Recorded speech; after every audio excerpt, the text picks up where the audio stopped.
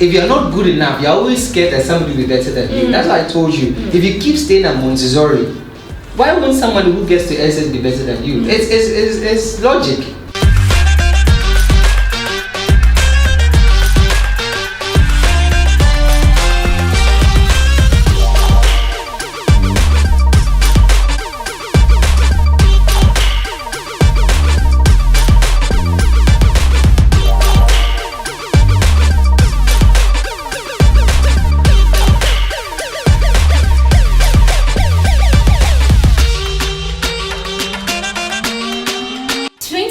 Is here again, and we want to stay relevant this year. We don't want to walk around just doing what we used to do in the past and not really adding value and not being relevant to people. So on this week's episode, we are taking a journey to the office of a man called Mr. Ekow Mensah, who is going to take us through the importance of relevance and how to remain relevant in 2023. He's the CEO of EMI Group Africa. And in fact, he's an amazing man that trusts me. You will enjoy the session with him.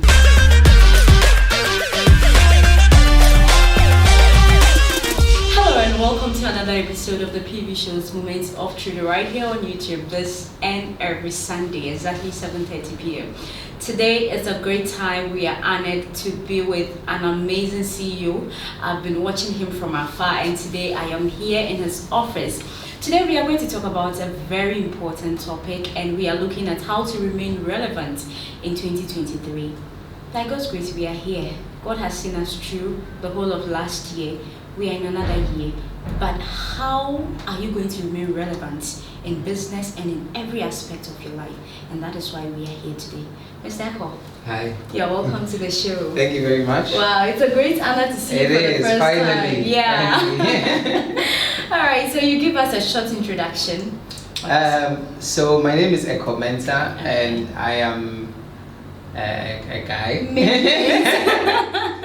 I mean, predominantly, I think my mission is to help people gain clarity in the pursuit of their purpose, and also in building a business. And I particularly just like supporting women. Wow. So women economic empowerment, basically helping them to figure out how to be financially independent. Wow.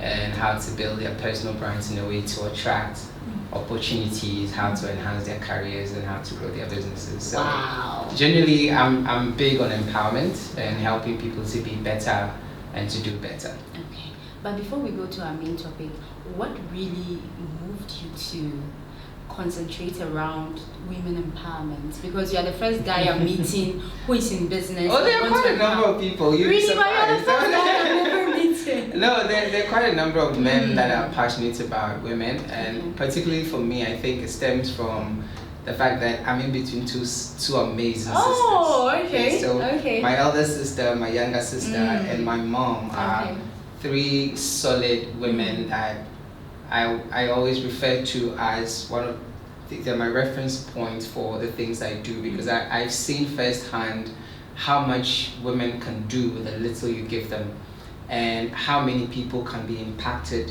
when they're able to transform that little that they get. So for me, I feel that the more women are empowered, the better life becomes, not just for them, but for children, for men, and for the country as well. You know, so I feel strongly that women are very strong by themselves, you know, and sometimes they take on battles that would be easier fought if they had some support. But sometimes just a word of encouragement, support, prayer, whatever, goes a long way to help them. And particularly because they don't keep things to themselves, helping a woman is actually helping the world as well. Wow, so, helping a woman is actually helping the world.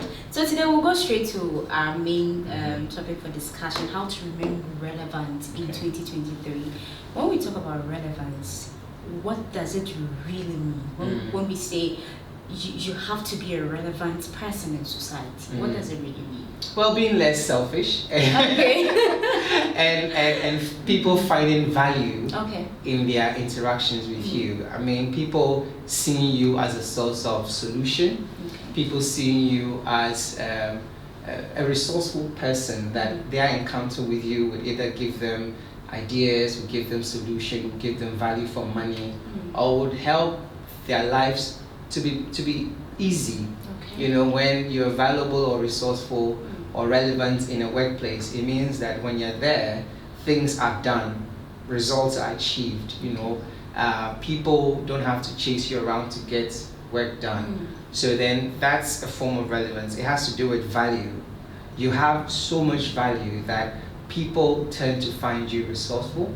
People tend to find you as one person that they can trust to deliver when an opportunity is given. So basically, relevance is being valuable in the marketplace. And like you said, people tend to be relevant in so many different aspects, in church, in family, with friends, with, you know, at work, and even in their own businesses. How do you still stay relevant? And relevance also goes to talk about not being obsolete. You know, there are some things that were relevant but are not relevant now, like cassettes. All right. I mean, if I gave you a cassette right now, the content of the cassette may be important, but then now it's not so relevant with the cassette I'm giving you, because you may not even have that DVD exactly to put the cassette in. So then, even though the content might be relevant, the tool through which the content will come is not relevant. So also staying like in time, making sure that you are useful in the time that we are in. So now that we're in the new year, maybe you may have been relevant in 2022, but then things may change, expectations may change. But if you continue being the same person in 2022, in 2023, you may have been relevant, but you probably will not still be relevant because timing has gone against you. Wow. So I mean, there are so many ways that we can look at it. Okay. So then we'll go straight into that aspect. What are some of the ways that we can be relevant in 2023? Well, you start with yourself. Okay. So the first thing is always take a look at yourself, because you see, you can't give what you don't have. That's the reality of life. You can't be beneficial to anybody with the knowledge that you don't have. You can't be beneficial to yourself and to anybody else with skills that you don't have. So if you want to be relevant in 2023, as it is in any other year, start with yourself. First of all, what do you know? Lack of knowledge, my people perish. And that is true and timeless for every time of our lives. Start with yourself. Your mind is your greatest asset, really, because the biggest tragedy in life is when you lose your mind. And that's why when we say don't smoke and don't get into bad company and all that, it's just for the sanity of your mind. Because when a person loses their mind, they are dead but still alive. And that's like the greatest tragedy, it's the saddest tragedy of life. So if you want to remain relevant in 2023, make sure that you are absorbing relevant content. The world is changing at such a fast pace that what you thought you knew that was relevant in 2022 may not be relevant in 2023. So start with yourself, starting with your mind. Absorb knowledge in the form of text, video. I always tell people say, well, I don't like reading. Personally, I don't like reading. Myself, if I can get it's not, you see, the essence of that is not in reading, but in getting the knowledge and being able to transform it into something tangible. So whether you read or you watch or you listen or you interact or you engage where you build experience, as long as your mind is not staying the same as it was in 2022, then you're going to be relevant. So start being relevant to yourself. What do you know that would be useful to anybody else? That is the first thing. Two, when you come down, so you can use, for those of you watching, you can use your whole body. First is your mind. All right, and when you come down is your hands. Hands signifies skill set. You may have had some skills that were good in 2022, but in 2023, you may have to upgrade that skill. Whatever you do, whatever business, whatever career you have, that industry, that sector is always advancing. And you know, when they say that the knife is blunt, it takes time to cut. So in 2022, if you don't sharpen your knife in 2023, you may still be effective, but you will not be as effective as you expected to be because you haven't sharpened that knife that you used to use in 2022. So make sure that with your skill set, you are what? Enhancing that skill to make sure that you get more done in the shortest possible time. Time is the second most relevant asset. If you follow me, you will know that these three things, mind, time, and people, I always talk about it. Because you see, when you waste time, you don't just waste time, but you waste your life, because life is time. So then if you're able to do something and you don't find ways of doing it better and faster, you're not literally wasting just time, but you're wasting your life as well. So in 2023, one of the things I'll share is make sure you are enhancing your skill set. Whatever you know how to do, like you're presenting, how do you do it in a way that is not as long as it used to do? In 5 minutes, the content is so powerful that exactly, so it's not just about, oh, you were good in 2022, but people don't have time now. And the more the year goes around, people have so many other competing things for their attention. Sure. So then with your skill set, the things you know how to do. So your mind is the things you know. The second is the things you know how to do. Make sure that you are enhancing the capacity of the things you know how to do so that you still remain relevant, comparatively relevant against another person. All right? And then when you look at the entire human being, it has to do with your health and well-being. I mean, when you're sick, you're sick. There is nothing you can do. So ensure that consistently you are keeping fit. Basic exercises, just mental well-being. Sometimes it's not even about the physical exercise as it is about the mental exercise. Keep good company around you so that you are consistently in a state of mind where you are productive and then you are relevant, right? And the fourth one is people. People can be the cause of pain and joy. People are people. What I will say is people will always be people. But at the end of the day, there's no relevance in the absence of people. Relevance is always with respect to people. Because at the end of the day, if there is nobody to benefit from the things you do, then how do you equate or measure your relevance in life? Sometimes your relevance is towards animals. Sometimes your relevance is towards the earth. Sometimes your relevance is towards the gospel. But at the end of the day, all these things you're trying to preserve is for human life. People don't get into green earth, green initiative, conserving earth, sustainable earth for the purpose of the earth itself, for human existence and for our good. Because everything was made for us. So then everything you do in life, if it is in the absence of people, then you're not being relevant. So just bear that in mind. Whether you like people or you don't, I've heard people say, I don't like people, but at the end of the day, they still are looking for money. Money does not fall from heaven. In fact, God did not create money. Money is man-made. So then if you want money, make sure you are making things for men that in exchange, they're going to give you money. Wow, that's deep. That's so deep. Okay, so you spoke about people. Now, we've identified our relevance, like what we really want to do, from our heads to our hands. We've identified what we want to do. But then we need people to go along with us. How do you, how will I put it? How do you keep them following? How do you move with them? Because with time, let's say we just entered 2023, you were relevant in 2022. But when we enter 2023, someone has already prepared for 2023, and what you were doing in the past is what someone is doing now. So now your audience or your followers, they've moved a little bit. Now you know what you really want to do this year to maintain your relevance, but how do you get the people to move along with you? Yeah. Well, first of all, it depends on who. Okay. At every stage in life, there's supposed to be growth and progression. What you were feeding them with last year may not be good enough this year. And if the people that you're working with, you're managing, people that are following you, are really benefiting from the things you've given them, it means that they have to move from the stage where they were taking milk to solid food. Now, if you still keep giving them milk in 2023, you can't blame them when they move on from you. Okay. Because you see, whether you like it or not, people are intrinsically selfish. Yeah.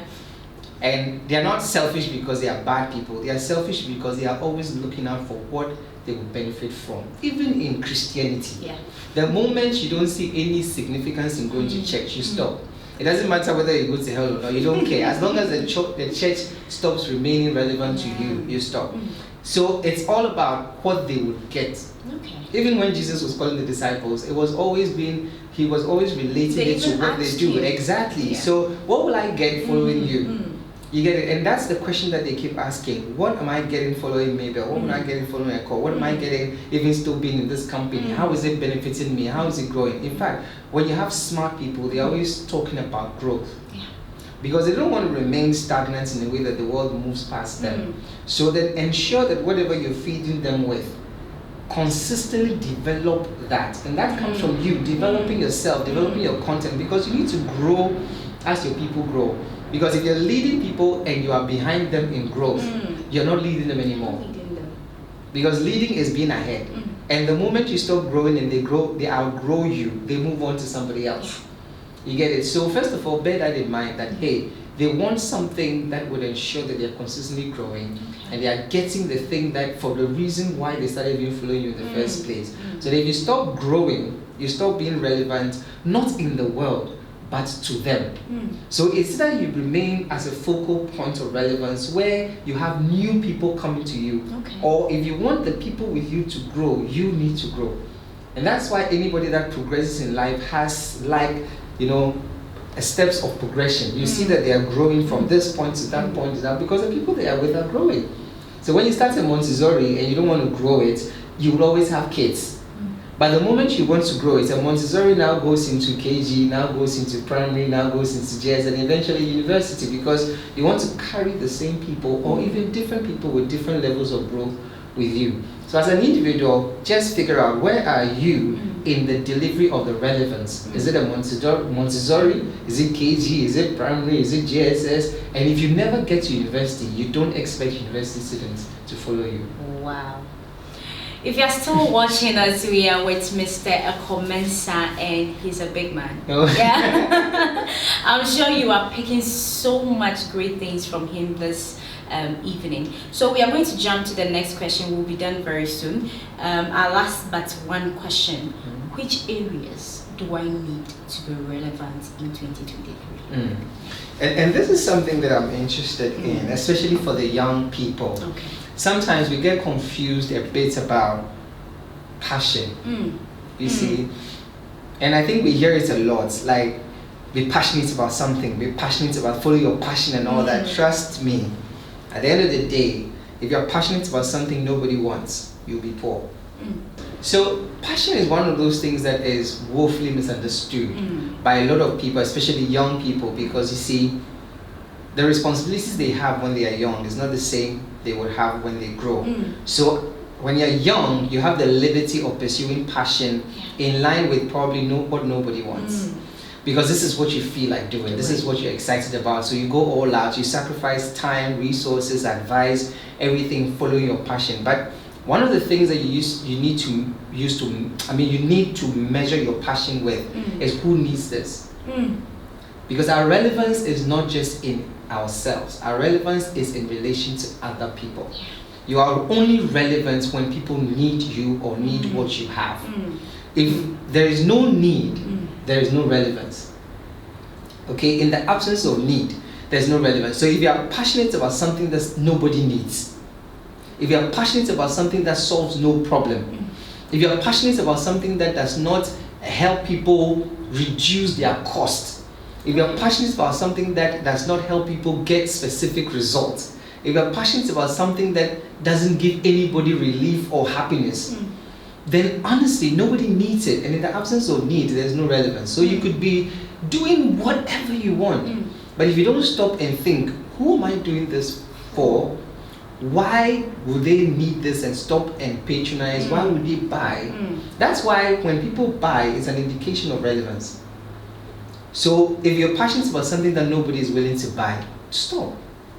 Unless you're already rich. Wow. You see that we get to philanthropy when we are poor. And that's the sad thing about a lot of the young people around us, and even me as a person, because we tend to be, you see, culturally we are giving because of the way we are trained. Okay, so it's always give. But at the end of the day, see, you can't give what you don't have. So you deplete everything you have, and you get to a state of depression where you've gotten to a point where you have nothing else to give, and nobody is also giving to you. Okay, so truth is, be passionate all through, but be passionate about things that people need. So then before you even start, find out, what do people need? And what knowledge, skill set, experience, exposure do I have to convert this problem into a solution that people will patronize? So regardless of what you do, even if you want to do it for free, let people pay once and see. Some of you like donations, so people are always donating, and it's fine. There's nothing wrong with it. But there are stages in life. Okay, Utabi will tell you there are 3 stages in life. there is a baby stage or the child stage, the adults and the elder. But some of us are elders when we need to be babies or kids. And we get it all twisted. So we give, we become completely empty and we start being depressed. And I'm sure a lot of young people are at that stage. So it's not just being passionate, but first of all, what do people need? And what do I have? If people need encouragement, can I encourage people? And what format should it be? Should it be in a book? Should it be on a YouTube page? Should it be, because when YouTube page does well, you get paid. So then it helps you to sustain what you're doing. So then now you're creating a medium that solves a need, but there is a sustainability part to it. So the better you do it, the more you're able to continue doing it. But if you don't figure that out, and that's the business side of everything, there is always, even church has a business side, and that's why I love the Bible so much. It's incorporated sustainability of church in the Bible. So you give offering, you give tithes, you give first fruit, you give that to sustain the work of God. But if you keep giving and never receive, you get depleted and you don't remain relevant anymore. So start with the need. Always start with the need. Like, you have kids around you who don't go to school. Can you put them together and start a small school? Now, when you start a small school, is there a big man or somebody that has money who is passionate about also starting something like that but doesn't have time? Because there are two things that everybody at any point in their life can have or lack: time or money. If you don't have time, make sure you have money. And that's why the more you grow and the less money you have, you are not called successful. No matter what you do, you can be the biggest philanthropist, you can be the biggest preacher. Now I'm thinking into it. If you are poor, you are poor. And the Bible says that if you see somebody building a house and they don't finish, they don't call them successful. They actually mock the person. People that have never built a house before, they've never even asked them, they will still laugh. And it's true, when you go around and you see houses uncompleted, you wonder how. Why didn't you start small? You get what I'm saying? So you have to make sure that if you have enough time, which is youth, make sure that you are providing value that is converting it into money. Because you get to a point in your life where you don't have time, but your money still has to do good. You see, and that's where we get into. Youth are spending so much time doing good when they have to spend it making money.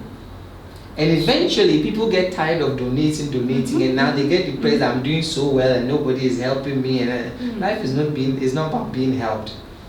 Life is about people identifying value and putting money where the value is. Okay, so I mean, these are all the few things, but start with the need. Find people that also have equal needs but may not have time. Okay. And then as they support you, so let's use the example I was saying. You have kids around you who are not going to school. So you can choose to either feed them for a day or feed them for a lifetime. So you can choose to collect money and do food packs and give it to them for a day. After they've eaten, that's it, right? Good.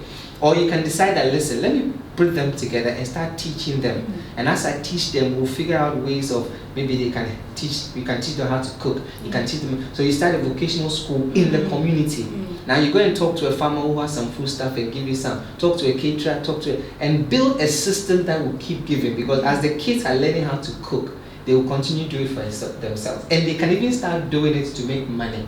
But now you have a vocational school that is growing. And people are supporting that machinery and not just a one-off thing.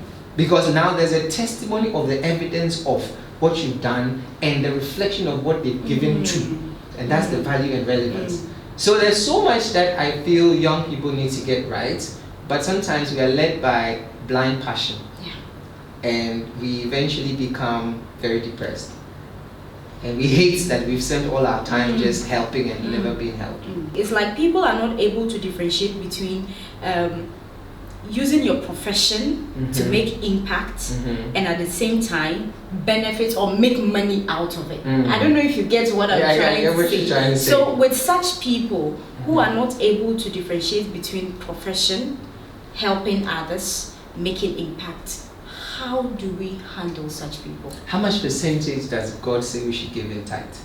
10%. 10% out of what? 100 from something. Yes. So then if your hand doesn't find anything to do, that will give you the 100. Can you give the 10%? No, you can't. So even religiously, you give 10% to God and you decide to give 10% to whatever. So then you have to find something that gives you the 100% first.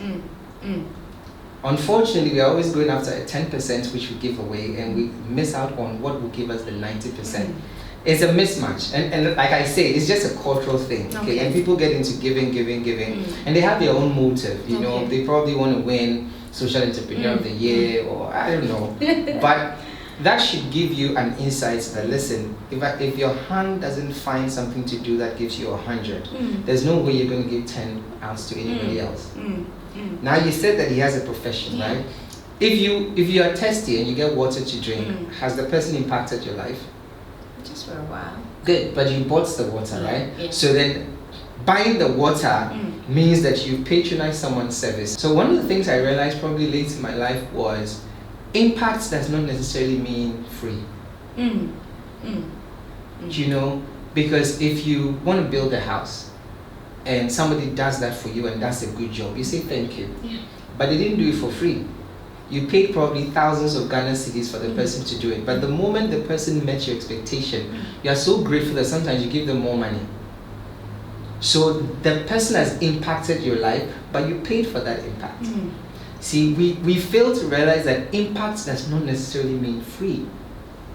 So if you want to help people, if you want to help children, if you help, create something that gives you 100, and out of the 100, you can decide out of that. See, globally, especially when you go to the US and all that, the people called philanthropists understand this concept of 100 and a percentage of it going into philanthropy. When Bill Gates decides to go into research that would eradicate all kinds of diseases, and he does fundraising, he's not talking about thousands or millions. He's talking about friends and networks that will give him billions. Wow. Yes, because at the end of the day, that's his value. You see, you want to do good, but you don't want to do good for the moment. You want to do good that will last a lifetime. But then at the end of the day, when you just feed someone for a day or clothe them for a day, you've not really done them any good. You've just given them an exposure that makes them dissatisfied with what they used to, that they were comfortable with. When you bring someone from the village to the city, you've not done them any good, especially if they don't have any skills that will make them relevant in the city. You're only messing up their mindset because they're comfortable in the village. Some of us think that just because people are walking barefoot and they are poor, they may not. You see, we have that concept so wrong that at the end of the day, we don't see the value in creating wealth and the wealth creating relief. Did you get what I'm saying? So if he's so good at mobilizing people to give him consistently, and he still has a skill of videos and graphics and all that, why doesn't he put that good into making sure that business is so good that every year the business keeps giving as a CSR? UNICEF is a global giant in supporting, but have you checked their budget? It's in millions and sometimes billions of cedis. Why? Because they've created a mechanism that makes people want to give them millions as part of their contribution to the world. If you consistently want to do NGO or support or social enterprise, find out how it's done sustainably. Because there are people in the world that want to give you money. I don't know, you do YouTube, so you know Mr. Beast, right? Yeah. Good. Watch the story. He committed to building a mechanism on YouTube that keeps him giving. And he wanted to plant 20 million trees. So he had to raise $20 million to plant 20 million trees, because averagely $1 to one tree. He made more than that. With the same platform. Sustainability should be at the heart of everything we do. If I give you money to go and donate this year, will I give you money to donate next year? Will it not be burdensome for me? So even though I want to do good, now I'm avoiding you because it's getting burdensome for me. That's not sustainable. But if you can create a video for my business to grow, I will give you more money so that you can go and give to whoever you want. So it's give and take. It's value. It's value and relevance. What is it that he has that people will be willing to pay for in exchange? So that if he decides to go and do, it is out of the sweat of what he's done. And that keeps giving. You understand? Awake gives a percentage of their profits to cardiothoracic center, right? But at the end of the day, that percentage comes from the mass money they make. So they're always 100% out of which you give a percentage of it. And when you create that 100%, what happens is that there are other people that have also created 100% that will be more than willing, because they see you as not a burdensome person, but as a valuable person. Wow. Okay, so young people really need to change their minds, because the richer you become, the easier people's lives become. You know, one of the greatest gifts you can give to a poor person is what? Skills. No, not to be one of them. Okay. Yes. Not to be one of them. Yes. The greatest gift you can give to a poor person is not to be one of them. Because the greatest source of inspiration is we were all at the same level and you've been able to rise. How did you do it? And how can I do it too? Not we're all at the same level and you're giving money and not showing me how to. That's what they do here. Okay. So people have, how many stories have you heard of how people have actually built business? They don't tell us. Sure. And that's unfortunate African. When you ask, they won't tell you. So And that's exactly, and that's the mentality that is keeping us poor. The biggest gift, the greatest gift you can give to any poor person is not being one of them. Because at the end of the day, you create an avenue whereby their association with you, they also enhance their capacity to think on how to do well. But you know, people are always scared. Okay, I am relevant today. If I teach someone how to do this, It's a tomorrow the person will be better than me. It's a scarcity mentality. Maybe one of these days we'll talk about it. Okay. You see, the world is in such a way that there is room for everyone. Okay. And people are only scared because of two reasons. One, they are not good enough. Okay. Or they are fraud. Okay. If you're not good enough, you're always scared that somebody will be better than you. That's why I told you. If you keep staying at Montessori, why won't somebody who gets to SS be better than you? It's logic. Because you were so relevant using the film camera. Yeah. And that's what you perfected. And now that the digital camera has come, you don't know how to use it. And mechanic was so good doing the manual. Now it's all automatic. So you're not relevant anymore. So you can't blame someone you taught who advanced themselves and now better than you. So because people are not good enough, they are always afraid that by teaching, people will be better than them. That is one. Because they are not continuously growing. So you teach them something, the person, you know, you take a protege or an assistant, and they learn from you and they are doing more. They don't sleep. They will be better than you. You understand? And the second thing is because they are fraud. They are not who they say they are. Okay. If anybody is not who they say they are always afraid that the moment they reveal, you will see who they truly are.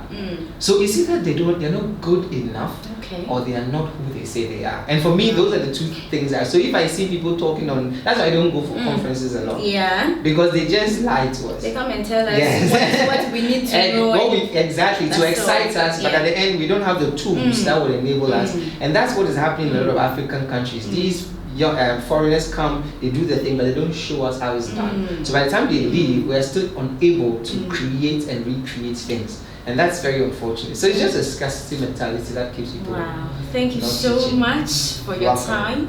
Before we leave, you give us your final words, you speak to our audience, and then we'll call it a day. Okay, so thank you so much. I'm always excited to share my knowledge and experience. And my final words would be in line with the topic of today. Be relevant. And relevance always is equated to need. If what you have, nobody needs, you're not relevant. And if what you have does not help people to save time, save money, you're not relevant. So regardless, start with your mind. Make sure you're learning. One of your biggest investments should be internet. I don't know why people even put their data off on their phone. Because you're doing so many irrelevant things that it absorbs the data. But if you're reading, listening, and absorbing knowledge every day, there's no way you stay where you are. And the two, build your skill set. Make sure the things you used to know, there are so many easier and faster ways of doing it. Learn it. And then make sure you are serving people. And service is not free. I always tell people that the fact that we say serve does not mean that it has to be free. And honestly, you only know you're good enough if people are willing to pay for the things that you do. So those are the three things, and maybe I'll just add 4. Learn how to manage people, how to relate to people, how to build relationship. Because regardless of what you want in this life, you will get it from someone. The mansions you want, the car you want, even the wife you want, the kind of children you want, where you want to live and everything will come from the value that you give to people and the value you get from them. So if you don't like people, unfortunately, unless you probably invest some big amount from people who used to like people and made a lot of money, but people are important. Learn how to work with them, learn how to manage them, and learn how to identify their needs and give them value, and then you will also get value. So thank you, and remain relevant in 2023. Well, thank you so much. You're welcome. I mean, I've learned a lot, trust me. I've learned so much, and I'm sure our audience, you've picked a lot from this particular interview. Thank you so much for your time. You're welcome. I'm so grateful. Thank you so much for joining us on this week's episode of the PV Show's Moment of Truth. If you are joining us for the first time, kindly remember to click on the subscription button to subscribe to this show. And remember to share this particular interview to others so that they can also remain relevant in 2023. Thank you and stay safe. We'll be back same time next week. We'll be having another wonderful session with him. And I won't give you the clue, but stay tuned and enjoy the next program. Have a wonderful day.